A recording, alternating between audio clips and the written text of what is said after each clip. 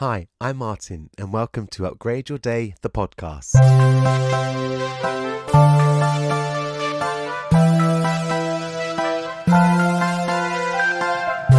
So today, you've just got me. I've got no guest today. This is my chance to tell my story of how I created Upgrade Your Day. And the reason I've entitled this Self-Compassion. I'm just thinking, what have I titled this? I've entitled it Self-Compassion because I think that's, for me, the root of everything that my mindfulness journey has been about. And it starts with my performing career, as I've mentioned many times before.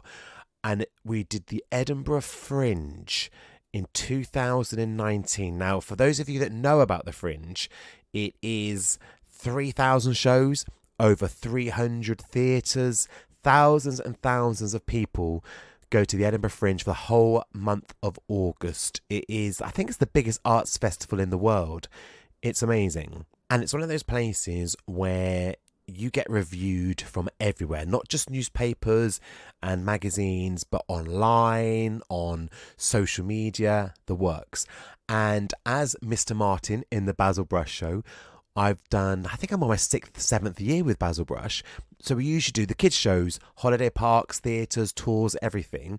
We decided in 2019 to do a grown-up show for people that have grown up with Basil Brush on the telly. So people in their 30s, 40s, 50s, 60s, etc. And it wasn't going to be a rude show, but it was definitely for over 16s. Panto kind of style show, innuendo, but a little bit naughty. We talk about Basil Brush on a dating app, people swiping left at other puppets, telling some sort of stories about his dating time. Just silly, fun things, but geared towards an older audience. So that's what we did. We've never done anything like it before. There's not been too much like it in the past with other characters such as Basil. I won't say the word puppet because he's real. So it's one of those things that we just thought, let's give it a go. It got so much attention. We were on the front cover of newspapers, of magazines, everything. We'd never done this show before. It was 55 minutes. We were with Underbelly, produced by So Comedy, and it was a big risk. But we were selling out. A 400-seat theatre, 28 shows selling out. It was a lot. And for me, who has anxiety and OCD and everything else, it was tough. But I am the sort of person that likes a challenge. I get excited by new things. So I thought, right, let's just go with it. So that's a little bit of the background. When we got to Edinburgh, I wrote a list of all the good and positive things about doing this show. And I wrote a list of all the negatives, all the bad things. So my positive list was all things like I'm getting paid, I'm being put up in accommodation, which a lot of people aren't. I don't have to fly on the streets for hours on end like a lot of people do because we're quite a big show, we're selling well, there's people to do that. How lucky are we? I get a chance to walk and explore Edinburgh, all these amazing things. I had a page, must be about 30 positives, and then I had one negative, which was getting bad reviews. And the funny thing about it, which is absolutely bizarre, and it just goes to show where the mind goes, is that negative was something that isn't even a thing. It's not even, the accommodation was a thing. That had been booked. There I was in it, earning money, that was going into my bank account. That is a thing. But bad reviews, we haven't even had any reviews yet, let alone bad. Like, it's not even out there. If we don't even do the show, that's not going to happen. The accommodation is still there. That's still booked. So it was really odd that I got so worried about something that wasn't even there. And that's when I started to think about how I can actually deal with this level of anxiety, because it seemed to me at the time it was just stupid, it was ridiculous. So I started to do quite a lot of walking on the first few days when we were doing our tech rehearsals, and I actually joined a gym, not to do any working out, but it had a pool and it had a steam room and it had a jacuzzi, and I actually thought just half an hour away from the hustle and bustle of the Edinburgh Fringe would be a great thing to do. And to get there, it took me about just short of an hour to walk there. And what happened when I started walking, And I started thinking about my nerves and my anxiety and everything else, and putting myself in a good place with it. So I started to think, what's the worst that can happen? Is it really that bad if we get a bad review? If it all goes wrong on the night, the show, would we actually laugh about it? Would we be mad about it? And I put myself in a good place. So when I got to the gym, the jacuzzi and the swim and everything was lovely, but I didn't really need it. And in the end, I started doing a little bit more walking, a bit more thinking time, and putting myself in a good place for the rest of the day. And it worked a treat. I then ended up looking into mindfulness because I thought I spoke to somebody about it and they said, oh, that's a very mindful thing to do. That's what you do in mindfulness and meditation, etc. And I realized that this hour of walking and putting myself in that good place can actually be turned into a short meditation. And now, jumping forward 3 years, I can take a breath. I can close my eyes. I can take a breath. And that 1 hour of putting myself in a good, positive place happens within one breath. Also with my 3-minute upgrade, sometimes taking 3 minutes before a show just to go through my process of gratitude, of breath, of self-compassion, it does it. It's done.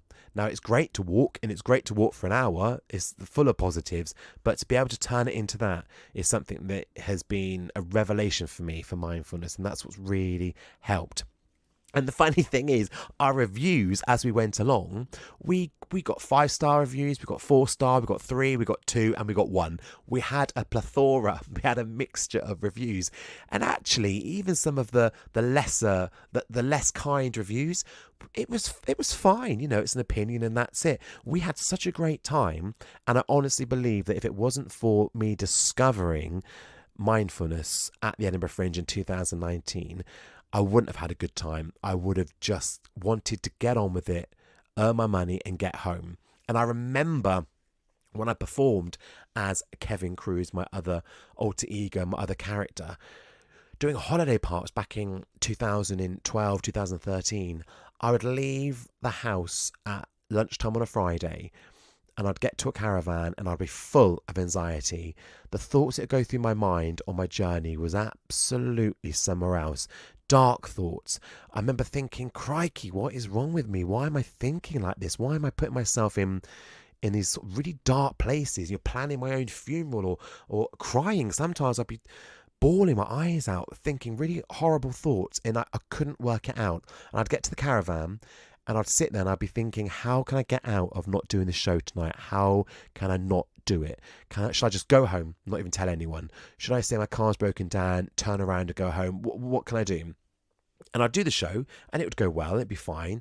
But I'd go back to my caravan knowing that the next night I've got another gig, because I used to do Friday and Saturday nights. And so the next day I used to leave that holiday park, go to the next one, book into the caravan and just waste time just thinking, I just don't want to do this gig tonight. And then when I'd do that last one on a Saturday, even if I was over 3 hours away, I'd drive home, because getting in that car on the Saturday after a gig, I was buzzing. It was like the biggest cloud had left me. A dark, big, thick, ugly, rain-soaked cloud had just moved away and the sun was shining. The sky wasn't even blue. It was yellow, light blue, completely different mood. And I just put it down to me being a bit nervous and a bit this and a bit that. Also, my OCD used to get quite bad. I know sometimes a lot of us have OCD. A lot of us have it in little funny ways. But I was very aware that on those gigs, I'd start doing things in numbers and certain amount of times. I was never as bad as sometimes it can get, where people can't physically leave the house. And I know a comedian mentioned on somebody else's podcast how they were about an hour's journey away and they hadn't done something they always do as routine, and they went home. They drove back an hour to do this thing that they do, which is part of their OCD. And it was never that bad for me, but I did end up doing things where I'd drive past something and I'd see something and caught on my eye and I'd look at it and turn away and go, what was that? And I'd look back again. I remember once there was a sort of scarecrow, and because I looked at it twice, I suddenly thought in my head I need to see it 3 times, and I stopped, turned around, went back. It was a country lane of some sort, to look at it a 3rd time. And that's when I thought, crikey, that's anxiety, that's OCD. There's something there that I need to address. Sometimes I'll feel like I need to do something 3 times and I'll do something else instead. I'll look at something else, look at a farmer's gate and go, okay, that's it. That's when I thought, right, I need to look at this. And when I realised what it was and I put a name to it, that changed everything, because it was like somebody looking at me. It was like a friend looking at me and going, this isn't your thoughts. This isn't you. This anxiety, it's not you. Being that nervous about performing, that's not me. I love performing. And that's what I wanted to address. And again, jumping forward, it's amazing because I love performing now, but I would say most of the time I am, how should I say it? So 75% of my anxiety has been eradicated. It's gone through my mindfulness practice. It's not there anymore. But I've got 25%. I've got about 25% of anxiety sitting there. So like the other day when I did a gig in Camber Sands, I could have gone in and done it, and I could have looked forward to it in a completely different experience to 10 years ago. However, that 25%, all it takes is for me to do a little 3-minute meditation, which is what I did on the beach. The sun was shining, so I did a little sunshine meditation where I face the sun, I open my palms, my arms are open, and I just sort of charge myself up by the sun. That eradicates the other 25%. And so suddenly I was looking forward to the gig. Any sort of nerves which are natural, that's fine. It might not go that well, but it's okay. And sometimes in the past, I've done thousands of gigs. My gosh, I've done so many gigs. It's ridiculous. I always think, well, this could be the one. This could be the one where I get booed, where the whole audience leave, apart from a cleaner or something like that. And of all the gigs, that's never happened. Even some of the ones that haven't gone great, there's been a polite round of applause at the end. But your mind takes you there, and it's trying to see that side of things from a different perspective. And so that gig in Camber Sands, I was fine, absolutely fine. And I'm so pleased that I've taken myself to that place. It's taken a while. It's not an easy fix, but my mindfulness practice has got me there. And I think I'm okay. You know what? It could change. And I'm going back up to Edinburgh in a week's time, and we're doing another show. Some of the material's the same as last time, but there's a lot of new material. But I've already done it. I've been there. So obviously I'm going to be in a different position than last time. I'm going to be more confident, but I will need to tap into that 20% of anxiety, that 25%. I will need to do that. And now I can do it by closing my eyes and taking a breath before walking on stage and just enjoy it. Just really embrace it for everything it's worth. And it's so odd how your mind can take you places and send these thoughts into your head which aren't your thoughts. And that's what I've loved looking at, the science behind mindfulness and analysing what that is. And I go into it in my workbook, The Companion, which is what I give out on my my workshops, and you can get it on my website, upgradeyourday.co.uk. It's on there as well. It's just really interesting, the science behind it, and the fight and flight mode and the amygdala and everything that happens. Take a read, it's brilliant. But I do think to myself, how will I feel this time in Edinburgh? How will it change? What I do know is sometimes when I now head to a gig, if I get any dark thoughts that start popping into my head, I'm so aware of what that is. I'm so aware that I haven't named anything. I know some people name their anxiety or their OCD. I've never done that. But I look at myself as if a friend would. I look at myself from a different perspective, and I know what it is. And you can't always get rid of it. You don't always want to bury your head in the sand, but you know what it is, and you just let it be there. I'm going to let it be there, but I'm not going to let it annoy me or confuse me or ruin anything for me. I'm going to listen to my podcasts, I'm going to listen to music, and I'm just going to be aware that it's there. And it's changed everything for me. And I think a lot of it comes down to self-compassion, because I give myself a hard time. I think a lot of us do. I really do. I line myself up with so much work or things to do, or I'm that sort of person who goes, oh yeah, I could do that for you, thinking, oh, do I have time? I'm not sure. And suddenly you've got all these things to do for somebody else, and your time just goes, and you've had no time for you. And that is a big thing that I've learned in the last couple of years, is self-compassion, to not give yourself a hard time, to not line all these things up, to just go with it. And you know what? Sometimes, especially with performing, if I didn't enjoy a gig, if I didn't feel like it was right, I'm just going to take a moment to just breathe and accept that and just do some nice things that comfort me. I'm not going to start then looking at the script and studying it more, or how can I change this, or just feeling rubbish and embracing that. No, it's about self-compassion, which is really, really important. I think it also comes down to the fact that negative thoughts are like Velcro. They will stick. And positive thoughts are like Teflon. They just slide away. And that's what's so great about mindfulness, is you can train your mind to do the complete opposite. You can train your mind for those positive thoughts to stick like Velcro and the negative thoughts to be like Teflon. You can get to that place. Because also my gosh, I mean, all the lovely things that came from Edinburgh Fringe in 2019, all the lovely stuff that on the way up, I was like, oh God, it's all going to go wrong, and it's all going to go horrible, and it's going to be a nightmare. And I didn't even think for once, like, oh, there might be some really lovely things that happen. I wonder what they could be. I never thought that once. And that's going to be very different this time. I am going to think about the people I might meet, the experiences, the connections, just having time for me and having some fun, having some joy. That is very, very different this time round. And even, I mean, I have to tell you this, but there's a reviewer who's like the Simon Cowell of the comedy world. I think she's sort of semi-retired now. If she's not, then forgive me.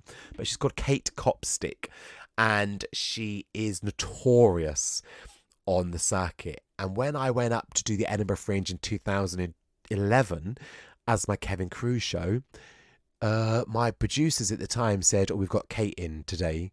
Or I think they actually said, no, she was in today. They didn't tell me. And I thought, oh, crikey. I hope she gets that it's a character, that it's meant to be so bad that it's good, that the whole point of Kevin's this, that, and the other.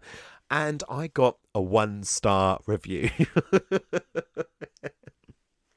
I should point out, just like with the Basil show, I also had a 5-star, 4-star, 3-star, and a 2-star, which is perfect.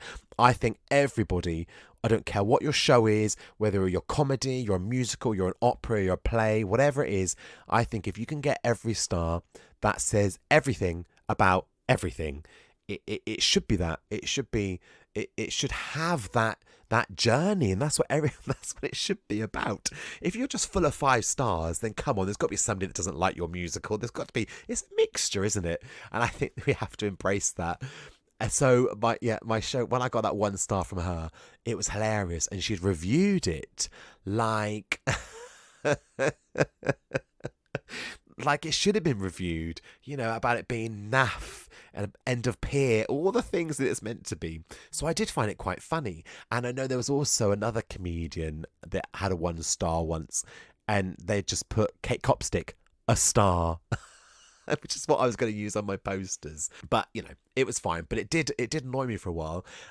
Hence why I'm still talking about it now, because then in 2019, when a friend sent me a review and put, seems like Kate Copstick liked your Edinburgh Basil Brush show, my heart sank. I can't tell you the feeling, like a plummeting lift of my heart, when, oh my crikey, as I opened the link. And I think it was our day off as well. It was like halfway through the festival. And I was off somewhere on a bus. And I was quite excited to have a little day out. I had my little coffee. And oh gosh, I opened it. And there it was.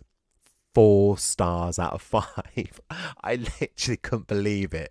I think I might have welled up as well. And she'd reviewed our show brilliantly. Obviously, I would say that. But it was lovely. And she'd said something quite nice about me as well. Doing a good job. And do you know what was funny is that 1 star, it was worth that moment in time 10 years ago to get the 4 stars now. It was worth it, which says a lot about life as well. It was worth going through it for that. And I get that a lot. I remember once doing a gig in a pub in Cardiff somewhere, knowing that I was going to be coming back about a month later to do a different pub. And I'd done this pub, it'd gone all right, it wasn't great, it was fine. And I got a call from my agent a couple of days later saying the other pub have cancelled. I was like, oh, so cool, they come to your gig. This is what my agent has said. And they said your act wasn't right for them. And I was devastated. I was gutted. I felt awful. It bugged me for about a week. I couldn't stop thinking about it. And then time went on, and then I did Britain's Got Talent and this, that and the other, and all these lovely things that I did, and sort of forgot about it. I then got a phone call saying that this pub, the one that had cancelled me, wanted to book me for an event. So I was like, right, wonderful, I'm going to go and do it. And I did this event, and it went really well. It was absolutely fab. And afterwards, I spoke to the landlord and I said, oh, well, and I explained that I'd been booked and cancelled. He then went on to say, oh, yeah, that was a previous owner. They were awful. They ran the place down to the ground. I was like, oh, okay. And the reason that I probably got cancelled was because they only did cabaret on a Sunday. And on a Sunday night, it's people sitting and listening. They need someone to banter. They need an act that's going to, basically a stand-up comedian that people are just going to sit and listen. Whereas my act is quite full-on energy. I like getting people up dancing. They said, you are absolutely not a Sunday night. Hence why you're here tonight on a Saturday night, because it is a party crowd. I was like, oh, okay. They then went on to say, also, would you like to come back next week because we're doing a charity event and you'd be great to finish the night? And I thought, wow, that was a real lesson in my ego. My head went to such a negative place that the fact that I've been cancelled, not once did I think that there may be lots of really good reasons for that, which I then found out 10 years later that there was a very, very good reason. In fact, they did me a favour, because if I turned up to people, 30 people sat on chairs wanting a stand-up theatre type show, and there I am, bouncing around doing the YMCA, yeah. And I learned a lot from that. I learned a lot from what that is, and how we really do have to trust that sometimes these things are there, not for a reason, because I don't necessarily believe in karma. I don't necessarily believe in that, but I do think sometimes we put ourselves in positions and in places where these things happen, and there's a reason for it. As part of whatever energy you have, whatever you give off into the universe, there's a reason for it. It makes a lot of sense, I think. More sense than I'm talking now. So this is what I want to share with you. It's a short podcast this time. I just wanted to share a little bit about how my journey with mindfulness has changed everything for me, especially discovering the little 3-minute upgrade, just to remind yourself to be compassionate to yourself, and gratitude. And also, sometimes people confuse gratitude with being a little bit narcissistic, a little bit, into yourself. And I think you have to get over that. I think you have to allow yourself to get over that. It's important. And I know that when I was at the Fringe, I had a blackboard in the room, in the flat that we were renting. And I wrote down all my achievements as a performer within my career and personally. And again, I won't read them out now, because it's quite a list of stuff which can sound really narcissistic, and I think you have to keep that to yourself to an extent. But I wrote it all down, and I had to do that because back then I felt like I needed to give myself a boost. I needed to make sure that if it didn't go well, I've achieved all these things and it's fine. And all of that is quite tiring. It can really play with you. There's a lot going on there. Hence why finding mindfulness and a mindfulness practice and meditation just turns all those things, the list of 30 things on a page and then the one negative with all those positives, the blackboard, the hours walking, put all that into a nice little breath. Close your eyes and take one breath. And to be able to put all that into a breath is what a mindfulness practice is. And time as well. Just being able to do it over time. And that's what's really, really important, is to be able to create that space to take a breath and to not have to think of all these things, but to trust in that one breath can put you in a better place. It can shift or move, or for me, eradicate that 100% of anxiety, or what I sort of have now, 25%. It can move it, and that's what it does for me. So if anybody's ever kind of thought, well, I don't really get this mindfulness thing, I don't really get this meditation, I don't know, is it really for me? Oh, I'm not sure. Is it all a load of rubbish? Is there other ways to do it? Then, everyone's allowed their own opinion. Everyone can judge how they wish. But for me, I hope I've explained what it's done and how it's changed things. Well, 100%. 100%. Even in Panto this year, which we do at Theatre Royal Windsor, 12 years I've been doing pantomime. And on the opening night, my partner in crime, who plays the Dame, he said to me, "Oh, you're not you're not very nervous. Normally you're on opening night, you're a bit edgy." And I said, "No." And I said, "But I do have a mindfulness practice now." And he sort of like rolled his eyes and, said a few things under his breath. But it's true. I mean, we laugh about it and I think it's important too. But it's true. He was quite nervous. He was quite full of anxiety in his own way. But I knew and trusted that I've only got 25% there, and I will get rid of that. But just before I go on stage, when I take my breath, that will just go. And that's something, even saying it now, it makes me feel a bit emotional, because I know I wouldn't have I know I wouldn't have been able to have done that about 10 years ago. I know that I would have struggled a lot, and I would have just dreaded Panto starting, even though I love it. I would have dreaded it starting and just wanting it over just to earn the money. It's like people say sometimes with work, it's getting the booking, it's getting the job, it's getting the gig. That's the best bit. Then you've got to do it. I think that happens with a lot of things. But for me, it's now a chance where I can sit back and I can really enjoy it. And what a job. I mean, I know, I'm really lucky to do what I do. But I work hard. I work hard to put myself in line for that luck. I really, really work hard to put myself out there to welcome in that luck. And now I can enjoy it more than I've ever enjoyed it. It's changed everything. There's been times when I've even thought of packing it all in, as we all do with things. And then my husband reminded me once that, do I really want to be... Oh, I think I said to him, I want to open a little shop somewhere in the middle of nowhere. And he said, yeah, that's all well and good, but on a wet Wednesday afternoon in December, when you've had no customers and the shop smells damp and you're tired, you're going to regret everything. I said, yeah, actually got a very good point. But the reason I felt like I wanted to give it up was because of that anxiety. It just I wasn't enjoying it at all. Even when I used to do the caravan parks, my parents used to come to the caravans if I was staying somewhere really nice. But I'd be like, let's just go back to the caravan. I just want to, go back to the caravan. I don't want to do anything. I don't want to go sightseeing. I don't want to go out for dinner. I just want to do the gigs and get home. Now, it's completely different. Now, it's so different. Only last year, we went out for dinner, we had coffee, we walked on the beach, they came to watch the show. Sometimes I'd be like, oh, don't watch it, it's the same old thing, don't watch it, because I'm nervous about it going wrong and them seeing that, even though they wouldn't care. In fact, they'd find it hilarious and it'd be a great anecdote for them. They'd love it. I could never see that. So it completely changed.